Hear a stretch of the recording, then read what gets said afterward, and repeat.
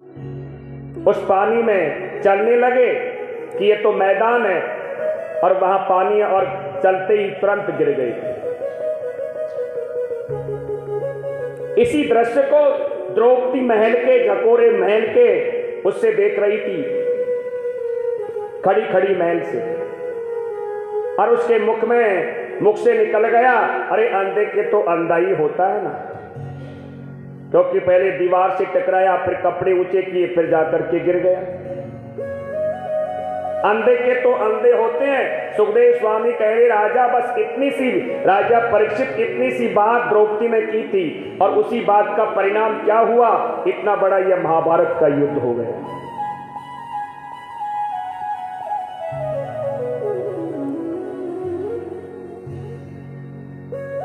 उस बात का वजह से इतना बड़ा महाभारत का युद्ध हो गया। कौरव पांडवों में जब युद्ध होने लगा तो भगवान द्वारिकाधीश के पास में अर्जुन भी गया है, दुर्योधन भी गया है, दोनों जाकर के बैठे। दुर्योधन मेरे प्रभु के सिराने जाकर के बैठे, अर्जुन चरणों की ओर जाकर के बैठ गए। अब दुर्योधन पहले गया है अर्जुन से पहले। अब आपको पता है व्यक्ति जब सोकर के जगेगा तो कहां नजर पड़ेगी, चरणों की ओर। जैसे कहा, अरे अर्जुन तू आ गया, इतने में दुर्योधन बोल पड़ा, बोले द्वारिकाधीश इससे पहले मैं आया हूं, इसलिए मेरा नंबर है मांगने का। द्वारिकाधीश ने कहा, तो बताइए क्या जरूरत है आपको। द्वारिकाधीश प्रभु ने कह दिया कि युद्ध होगा, और युद्ध में तुम दोनों हमारी सहायता के लिए आए हो, सहायता मांगने के लिए, लेकिन एक तरफ मैं रहूंगा और एक तरफ मेरी सारी सेना रहेगी। दुर्योधन मन में सोच रहे कि अकेले को लेकर के क्या करेंगे, अरे युद्ध तो सेना के द्वारा ही जीता जाता है। तो दुर्योधन ने कह दिया, मुझे तो आपकी सेना चाहिए। भगवान ने कहा, ठीक है दुर्योधन, तुम्हें सेना दी। अर्जुन ने कहा, प्रभु बस मुझे कुछ नहीं चाहिए, केवल आप चाहिए। और उसमें भी प्रभु ने एक शर्त रखी है कि हम युद्ध में कभी अस्त्र ग्रहण नहीं करेंगे। अर्जुन द्वारिकाधीश प्रभु को लेकर के आ गए।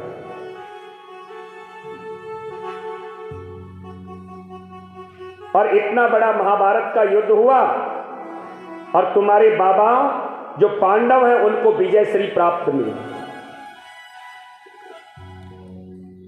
और जब द्वारिकाधीश प्रभु अपनी लीला संपन्न करके गोलोक धाम में चले गए, तुमको राजगद्दी पर बैठा दिया। और तुमने क्या किया, एक ऋषि के गले में मरा हुआ श्राप डाल दिया, और उसी का परिणाम यह हुआ कि तुम्हें श्राप लग गया। और तुम्हें मैं कथा सुनाने के लिए यहां आ गया।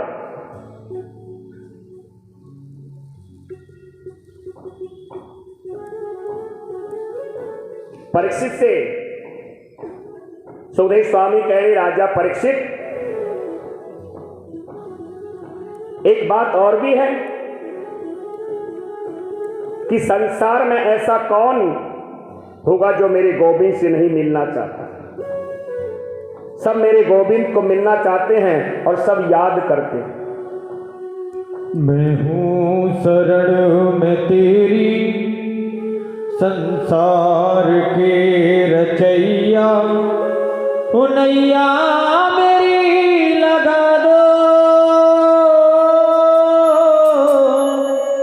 नैया मेरी लगा दो, उस पार कन्हैया। मैं हूँ शरण में तेरी, संसार के रचैया, मैं हूँ शरण में तेरी, संसार के रचैया, नैया मेरी लगा दो, उस पार कन्हैया। मैं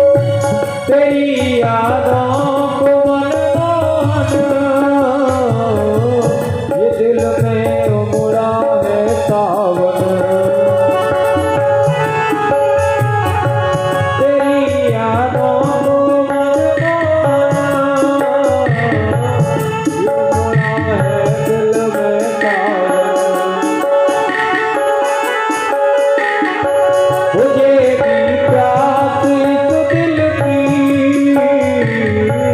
सुनूंगा जब तेरा आवन। पावन पति तुझ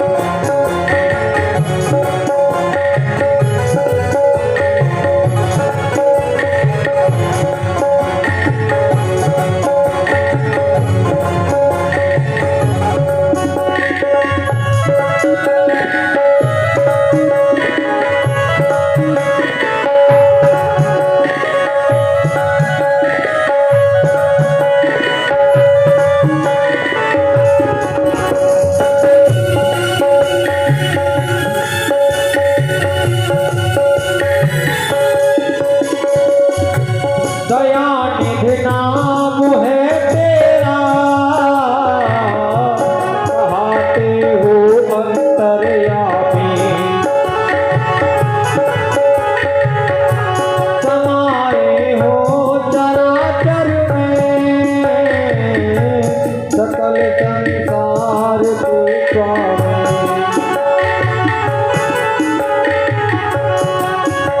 नमामि नमामि हरदम,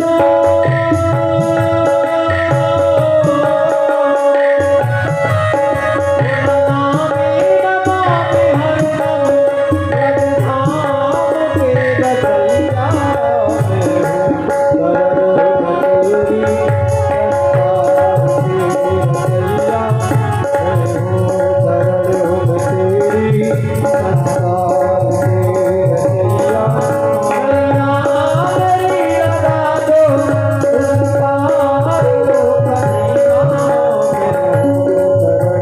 मैं हूँ संसार के रचैया। बोलिए वृंदावन विहारी लाल की जय। जय हो जय जय श्री राधे। राधेश्याम। तो एक बार मन प्रभु के चरणों में लग जाना चाहिए। सुखदेव स्वामी कह रहे राजा परीक्षित, तुम्हें मैं एक बहुत सुंदर प्रसंग सुनाऊंगा कि मेरे द्वारिकाधीश कृष्ण जैसे करुणा का सागर कौन हो सकता है। मेरी प्रभु बड़े कृपालु हैं। मेरे द्वारिकाधीश प्रभु के एक बचपन के मित्र हैं और उस मित्र का नाम है सुदामा।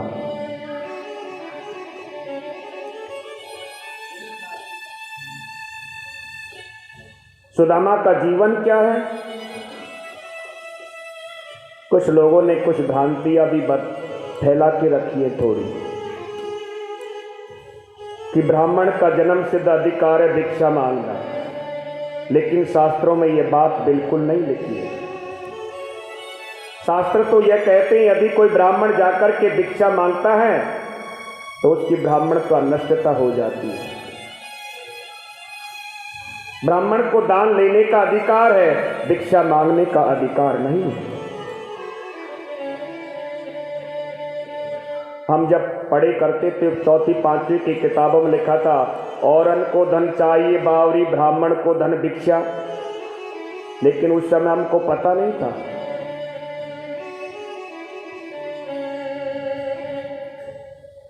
लोग कहते हैं कि सुदामा जी दरिद्र थे, तो दरिद्र होना एक अलग बात है, गरीब होना एक अलग बात है।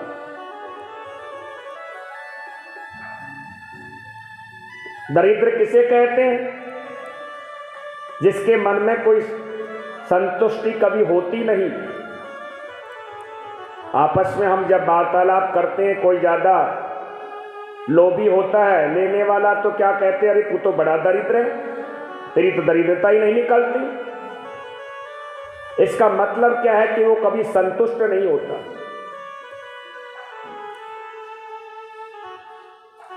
हाँ, सुदामा जी गरीब थे, सुदामा जी कथा कीर्तन करते, जो आ गया उसी से जीवन यापन करते थे।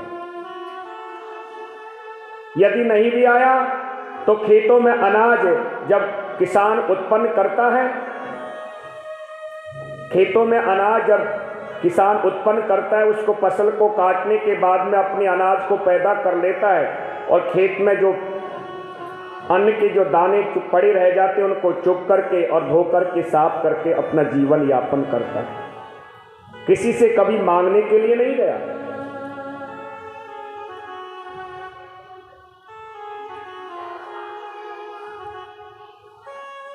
कृष्णासिदं सखा क्वचिदं ब्राह्मणो ब्रह्मवित्तमा विरक्तम इंद्रियार्थेषु प्रसन्न आत्मा जितेंद्रिय।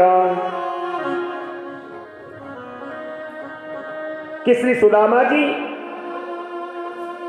विरक्त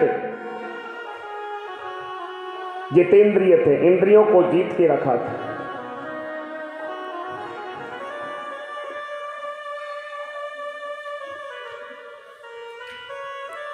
सुदामा जी ने कभी किसी के यहां जाकर के कुछ मांगा नहीं। सुखदेव स्वामी कह रहे, राजा परीक्षित, इनके घर इतनी नितांत गरीबी थी कि इनके जो बालक थे कभी दूध के लिए रोते तो सुदामा जी की पत्नी सुशीला थी। वास्तव में यथा नाम तथा गुण, सुशीला वास्तव में सुशीला ही थी। क्या करती? पानी में आटा घोल करके बालकों को वही दूध बता करके पिला देती थी।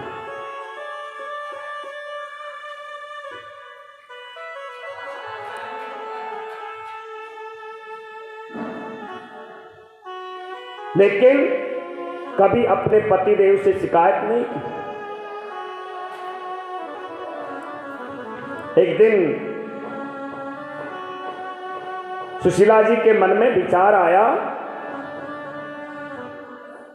कि मेरे पति देव तो विरक्त हैं और इनके बचपन के मित्र हैं श्री द्वारिकाधीश प्रभु।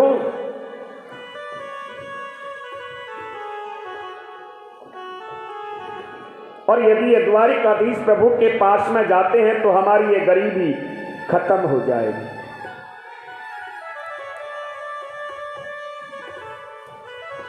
क्योंकि सुशीला को पता है कि मेरे पति देव को श्राप लगा हुआ है।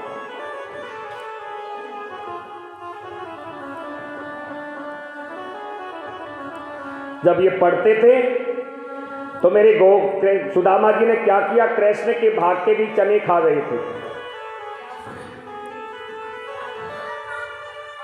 तो सुशीला ने सुदामा जी से कहा, स्वामी क्या कभी आपको द्वारिकाधीश प्रभु की याद नहीं आती?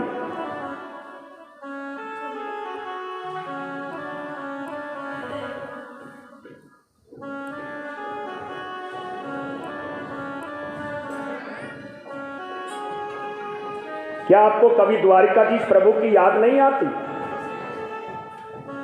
बोले, देवी याद तो बहुत आती है। संसार में ऐसा कौन होगा जो द्वारिकाधीश प्रभु से मिलना नहीं चाहता। आप मन में कहीं ये मत सोचना कि गरीबी और दरिद्रता एक है। मैंने पहले भी कहा कि गरीबी अलग होती है, गरीब अलग होता है, दरिद्र अलग होता है। एक महात्मा जी हैं, अब वो महात्मा जी कभी जीवन में किसी से फूटी कौड़ी भी नहीं ली, बिल्कुल त्यागी। एक दिन अपने शिष्यों के साथ में महात्मा जी विचरण कर रहे, तीर्थ यात्रा कर रहे, तो महात्मा जी को एक फूटी कौड़ी मिल गई रास्ते में। महात्मा जी ने क्या किया, वो कौड़ी लेकर के हाथ अपने कमंडल में रख ली शिष्यों ने कहा, महाराज आपने तो कभी जीवन में फूटी कौड़ी भी नहीं ली, आज अपना मन क्यों खराब कर रहे हो अपनी नींद? महात्मा ने कहा, रे शिष्यों ये मेरे लिए नहीं कर रहा, मैं देख रहा हूं कि इस संसार में कोई दरिद्र भी है। तो महात्मा जी अब दरिद्र की खोज में निकल पड़े, कहीं भी नहीं मिले। एक दिन रास्ते से गुजर रहे हैं,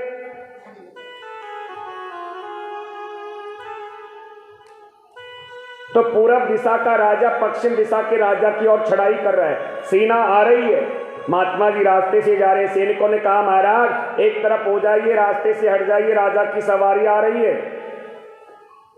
महात्मा ने कहा, लेकिन राजा जा कहां रहा है?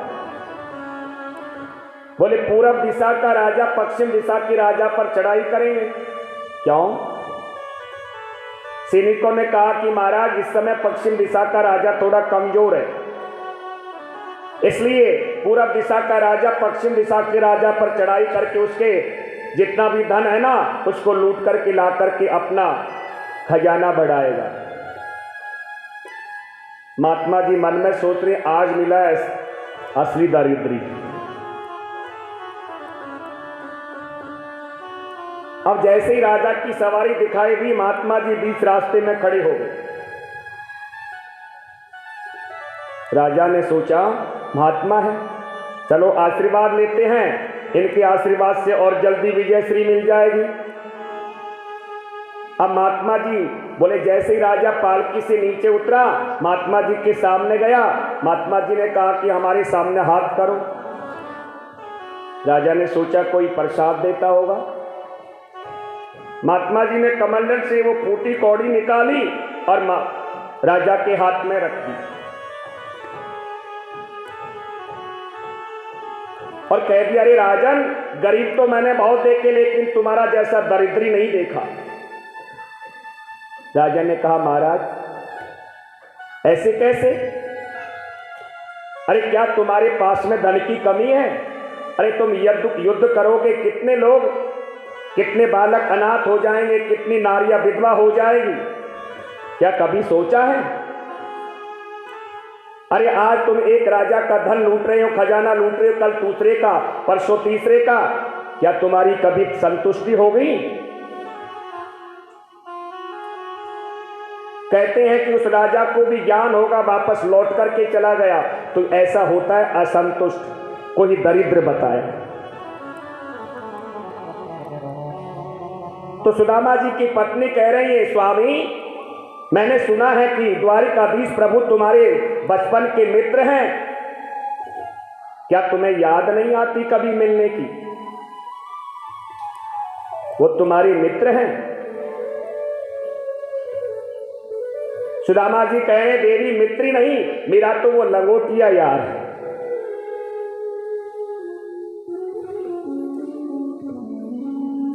तो प्रभु क्या तुमको मिलने की, स्वामी क्या तुमको मिलने की कभी इच्छा नहीं होती?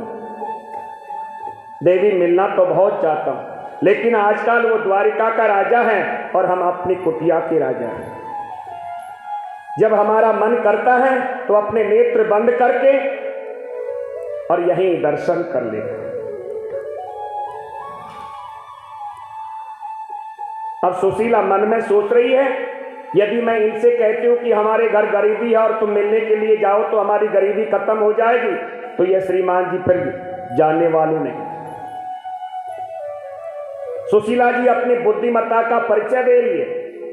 क्या कह रही है? स्वामी मैंने सुना है कि पति देव चाहे कितना भी भजन करे, लेकिन यदि शरीर से कोई सत्य कर्म करता है तो उसका फल पत्नी को आधा मिलता है। तो एक काम करो, तुम एक बार द्वारिकाधीश प्रभु से मिलने के लिए जाइए। सुदामा जी कह रहे हैं, हमारे पास में कुछ है भी नहीं, और आपको पता है देवी, मित्र के यहां और गुरु के यहां कभी खाली हाथ नहीं जाना चाहिए। सुशीला जी मना रही है, आप चिंता मत करिए, आप तैयार होइए। जाने के लिए तैयार तो हुई है। ठीक है देवी। तो सुशीला जी ने क्या किया? याचितम चतुर्मुष्टान विप्रान प्रथुक कंडुलान, 4 घरों में गई और एक एक मुट्ठी चावल लेकर के आ गई। सज्जनों कहते हैं यदि सुशीला आदेश कर दे तो बोरी की बोरी चावल आ जाए, लेकिन सुशीला ने ऐसा नहीं किया। 4 घरों में गई और अलग अलग घरों से 4 मुट्ठी चावल लेकर के आई। अब आपको पता है किसी के चावल मोटे हैं, किसी के पीले हैं, किसी के टूटे हैं, और चारों घरों के चावल अलग अलग हो गए। फिर सुशीला ने क्या किया? एक बिलान कपड़ा लिया और वो भी न जाने कितनी जगह से सिला हुआ, वो भी फटा हुआ है, और उसमें चावल की पोटली बांध दी और सुदामा जी को दे दी। सुदामा जी से कह रहे हैं पत्नी से, देवी तुम ज्यादा ही आग्रह करिए, इसलिए मैं द्वारिकाधीश प्रभु से मिलने के लिए जा रहा हूं, लेकिन जो मेरी माला पहनने का जो नियम है ना, वो नहीं छूटना चाहिए। सुशीला कह रही है, हाँ स्वामी आप चिंता मत करिए। तो सुदामा जी मेरे प्रभु से मिलने के लिए जा रहे हैं। चले श्याम सुंदर से मिलने सुदामा, चले श्याम सुंदर से मिलने सुदामा, चले श्याम सुंदर से मिलने सुदामा, चले श्याम सुंदर से मिलने सुदामा। गाते चले मन में, गाते चले मन में, हरे कृष्ण रामा, चले श्याम सुंदर से मिलने सुदामा, चले श्याम सुंदर से मिलने सुदामा।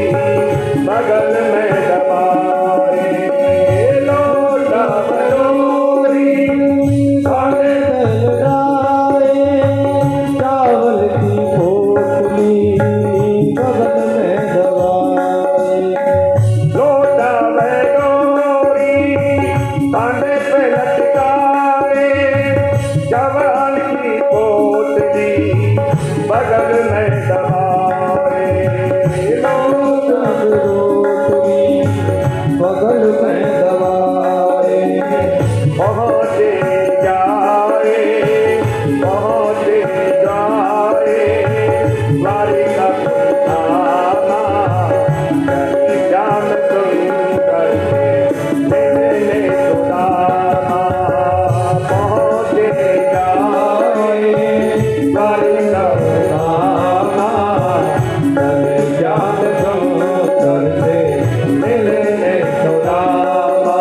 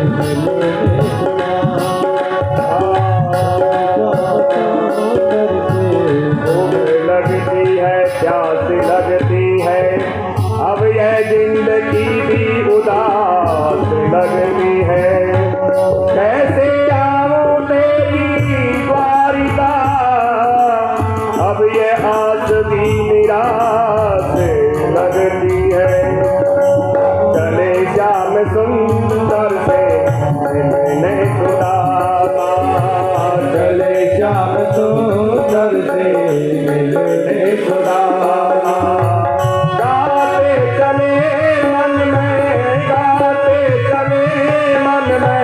हरे कृष्ण रामा, चले श्याम सुंदर से मिलने सुदामा, चले श्याम सुंदर से मिलने सुदामा, चले श्याम सुंदर से मिलने सुदामा, चले श्याम सुंदर से मिलने सुदामा।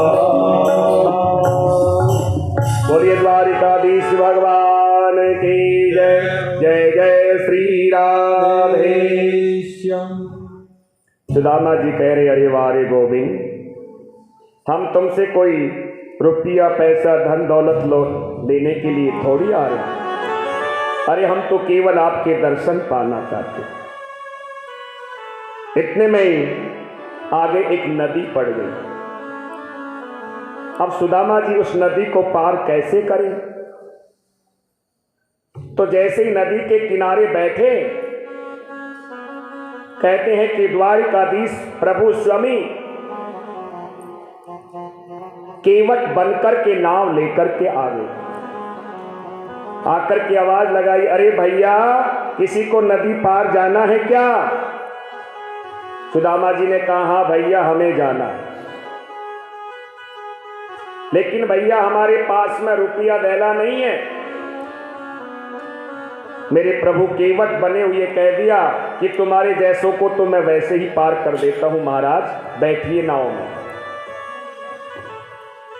अब केवट ने सुदामा जी को नाव में बैठा लिया। अब नाव चला रहे हैं और बीच नदी में केवट जी ने सुदामा जी की ओर देखकर के मुस्कुरा गए। पूछा, महाराज कहाँ जा रहे हो? बोले, भैया केवट हमारे लंगोटिया यार हैं बचपन के, कृष्ण द्वारिकाधीश प्रभु उनसे मिलने जा रहे हैं। अब जैसे केवट जी को थोड़ी मुस्कुराए, सुदामा जी कह रहे, अरे भैया क्यों हंस रहे हो? क्या हमको देख करके हंस रहे हो? लेकिन तुझे क्या पता, अरे तूने तो जीवन भर ये नौका चलाई है ना, यही चलाता रहे। मेरा द्वारिकाधीश प्रभु ये पहनावा, ये धन दौलत, ये वैभव नहीं देखता। केवट ने कहा, हाँ महाराज आप ठीक कह रहे, आप जैसे ही तो मेरे प्रभु के सच्चे मित्र हैं, क्योंकि स्वयं द्वारिकाधीश प्रभु। अब नदी पार कर दिया, लेकिन नदी पार कर रहे थे जब पूछ लिया, भैया ये बता केवट यहाँ से द्वारिकापुरी नगरी का कितनी दूर है? केवट ने कहा, महाराज आपके शरीर को ऐसा देखकर ऐसा लगता कि 6 महीने और लग जाएंगे। नदी के किनारे आकर के पार हो गए, एक वृक्ष के नीचे जाकर के सो गए। मन में सोच रहे हैं, अरे गोविंद तुम्हारे और मेरे बीच में इतनी दूरी, मैं तुमसे कोई मांगने के लिए थोड़ी आ रहा हूं। अब जैसे ही केवट सोए, मेरे प्रभु ने क्या किया, सोते हुए सुदामा जी को द्वारिकापुरी नगरी में पहुंचा दिया। अब जैसे ही द्वारिकापुरी नगरी में सुदामा जी पहुंचे, जैसे ही प्रातःकाल नींद खुली, देखा तो वो तो द्वारिकापुरी नगरी। मन में सोच रहे, सोए थे जंगल में और ये इतना बड़ा वैभव। फिर किसी से पूछा, भैया ये कौन सी पुरी है? जी ये द्वारिकापुरी। अब पूछते पूछते कहां चले गए? द्वारिकाधीश प्रभु के पास में। द्वारिकाधीश प्रभु का जो महल है, उस महल के द्वार पर पहुंच गए और वहां प्रभु के दोनों द्वारपाल खड़े। जाकर के द्वारपालों ने जैसे ही सुदामा जी को देखा, आइए महाराज, कैसे आगमन हुआ? कहा कि हमारे बचपन के मित्र हैं द्वारिकाधीश प्रभु और हम उनसे मिलने के लिए आए। द्वारपाल है भगवान के, तो कहा हाँ आप जैसे ही तो मित्र होते हैं। वैसे यहां बोले महात्मा और ब्राह्मणों को मिलने के लिए अनुमति लेने की जरूरत नहीं, लेकिन इस समय प्रभु का शयन करने का है, भोजन से निवृत्त होकर के शयन करें। आप थोड़ी देर यहां खड़े रहिए और मैं पूछ करके आ रहा हूं।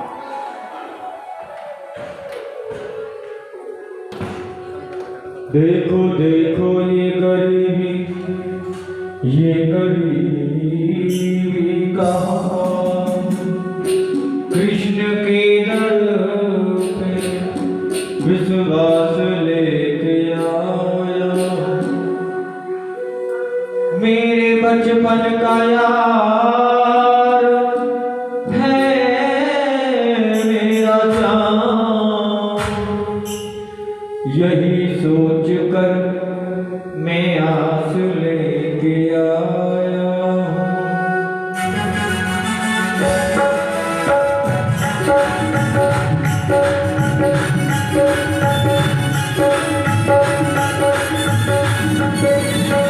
अरे द्वार पालो कन्हैया से कह दो, अरे द्वार पालो कन्हैया से कह दो,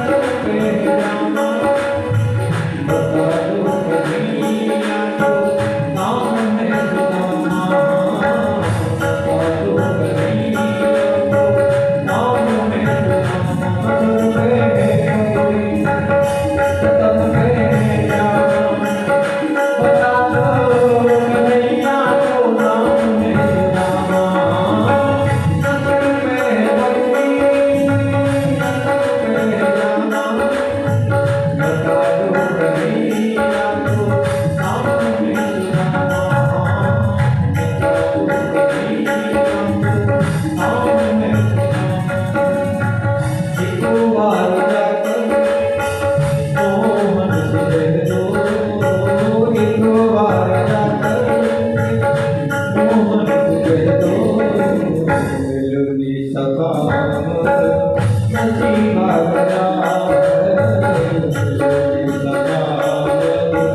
नसीबा गया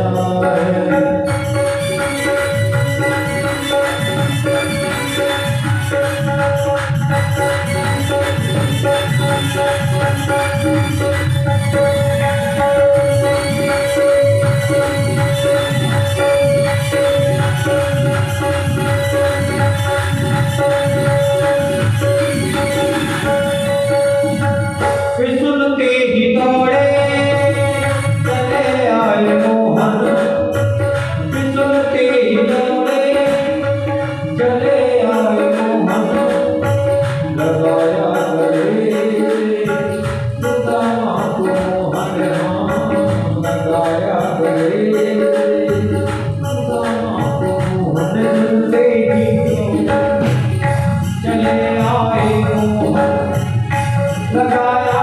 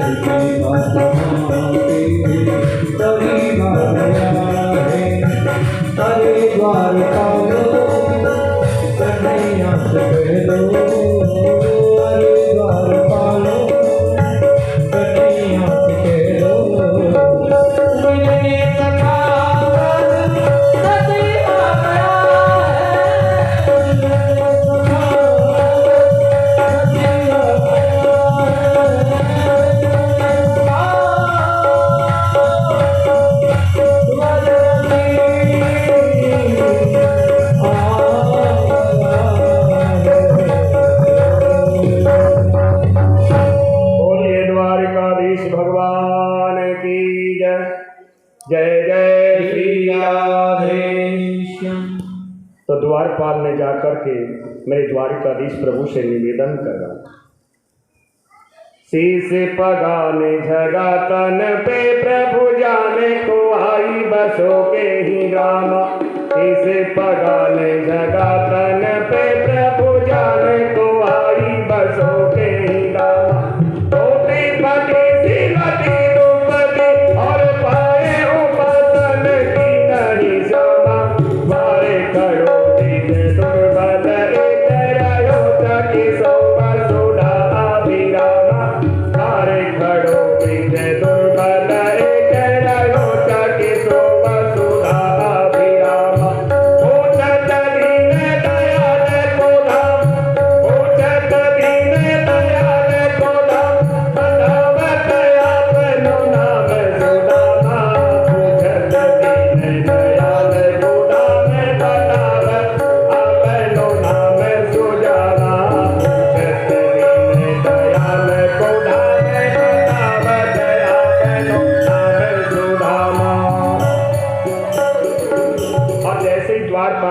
जाकर के कहा कि सुदामा, मेरे प्रभु।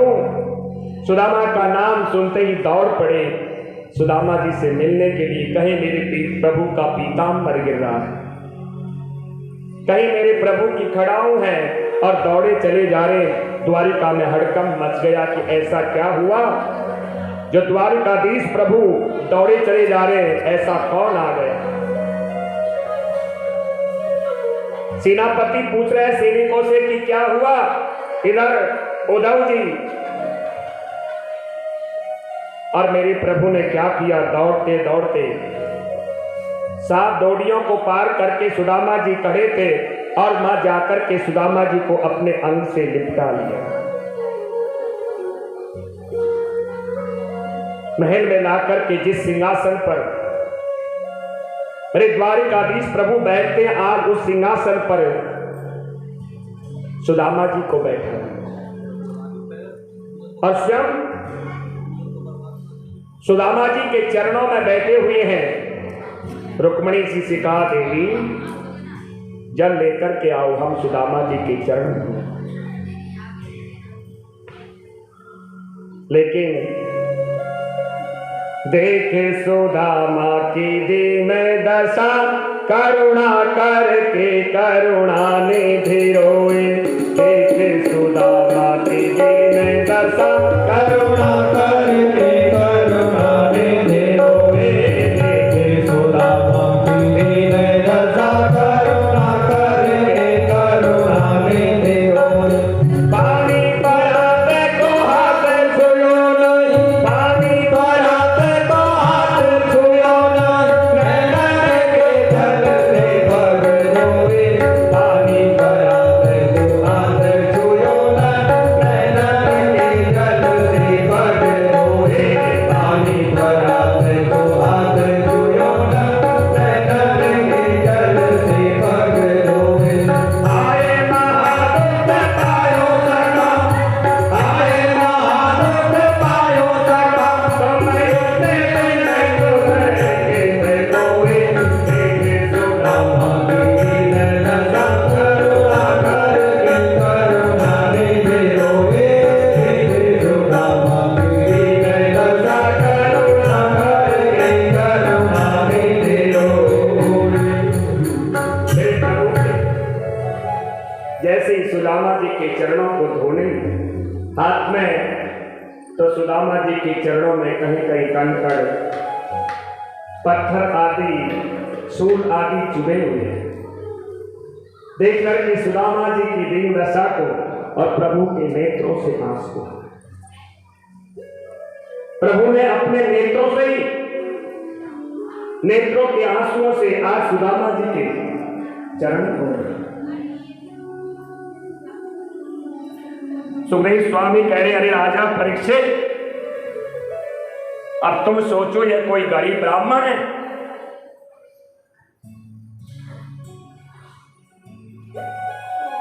जो सुदामा जी के चरणों में स्वयं त्रिलोकी नाथ बैठे। रुक्मिणी जी समस्त रानियां मन में सोच रही हैं, ऐसा इस ब्राह्मण देवता ने ऐसा कौन सा पुण्य कर्म किया है, ऐसा कौन सा सत्कर्म किया है जो मेरे स्वामी त्रिलोकी के नाथ इसके चरणों में बैठे। जरूर कोई सत्कर्म किया होगा।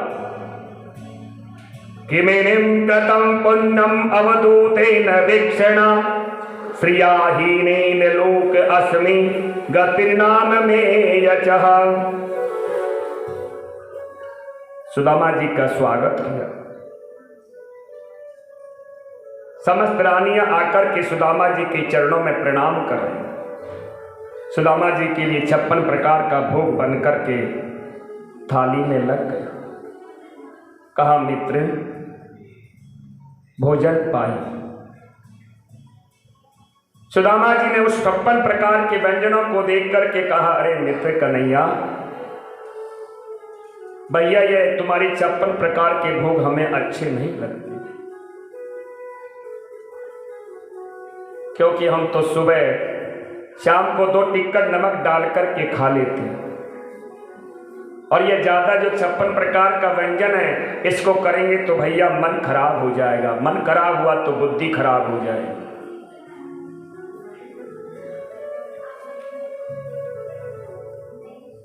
द्वारिकाधीश प्रभु कह रहे यदि जीव इसको मेरा प्रसाद बना समझ करके पाता है तो बुद्धि खराब नहीं हो। नहीं मित्र, हमको बहुत दिन हो गए, आज आप भी हमारे साथ में बैठ करके भोजन करिए ना। कभी हम गुरुकुल में एक साथ में बैठ करके भोजन करते थे। सुदामा जी ने भोजन ग्रहण कर लिया। सुदामा जी सिंहासन पर बैठे हुए प्रभु के सुदामा जी से कहा, मित्र तुम बचपन में कहा करते थे कि हम तो विरक्त रहेंगे भैया, विवाह करेंगे नहीं, तो क्या सुदामा जी आपने मित्र विवाह किया कि नहीं? कन्हैया, विवाह करने की तो बिल्कुल इच्छा नहीं थी, लेकिन माता पिता ने ज्यादा आग्रह किया तो भैया विवाह करना पड़ा। और तेरी भाभी का नाम सुशीला है। द्वारिकाधीश प्रभु कह रहे हैं तो आपने विवाह कर लिया तो भाभी जी ने हमारे लिए कुछ खाने के लिए जरूर भेजा होगा। अब जैसे ही कहा कि भाभी जी ने कुछ खाने के लिए भेजा होगा, सुदामा जी ने वो बगल में जो चावल की पोटली थी और कस करके पकड़ दबा दी। बताओ सुदामा जी, भाभी जी ने हमारे लिए क्या भेजा है? सुदामा जी बात को बदल रहे, अरे कन्हैया रहने दे बात, देख बचपन में हम कैसा खेला करते थे। गुरु माता गौतमी क्या कहती थी कि कृष्ण और सुदामा तो मेरी बाएं दाएं नेत्र हैं। बोले वो तो सब ठीक है, लेकिन भाभी जी ने हमारे लिए क्या भेजा है? अरे भैया तू तो जा बात पर पीछे पड़ जाए, वह बात छोड़ा ही ना है। हम कह रहे भाभी जी की बात बाद में करेंगे। ज्यादा आग्रह किया।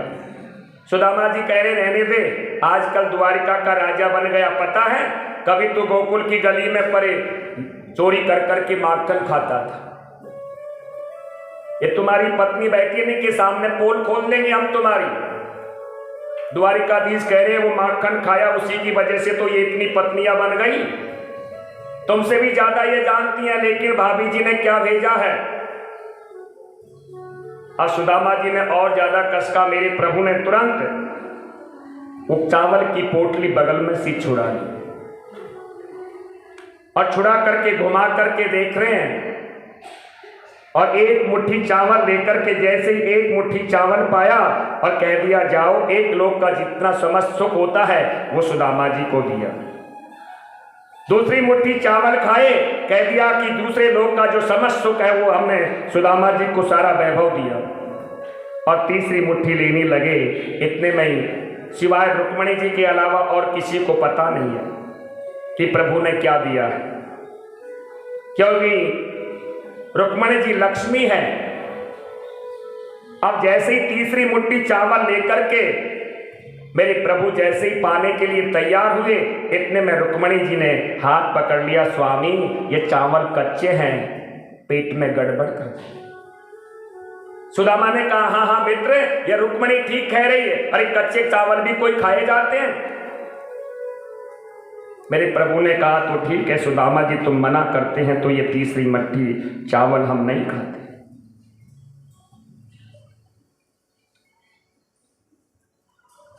अब सुदामा जी को क्या दे दिया, सिवाय रुक्मणी जी के अलावा किसी को पता नहीं। रुक्मणी जी इशारे से कह रही है द्वारिकाधीश प्रभु से कि आजकल तुम ये ब्राह्मणों पर बड़े परस रहे हो। और एक वो भी ब्राह्मण था जो तुम्हारे आकर के छाती पर चरण का प्रहार किया था। मेरे प्रभु इशारे से कह रहे हैं जो तुम हमारी पत्नी बने हुए बगल में खड़ी हो, वो पत्रिका भी लेकर के तुम्हारी ब्राह्मणी आया था।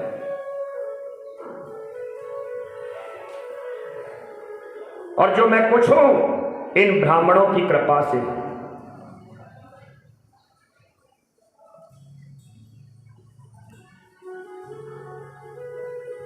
यदि ये ब्राह्मण नहीं हो तो मुझे कौन जाने।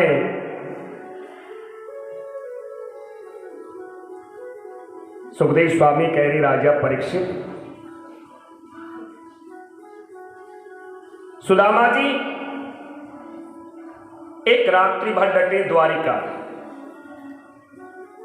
सुबह प्रातः काल कहा, मित्र अब हम जाना चाहते हैं। द्वारिकाधीश प्रभु ने भी यही नहीं कहा कि मित्र तुम रुक जाइए। सुदामा जी जैसे आए वैसे के वैसे लौट करके जा रहे हैं।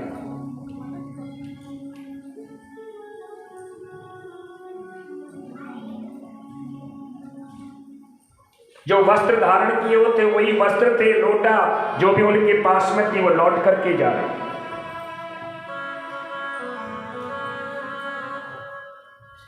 इधर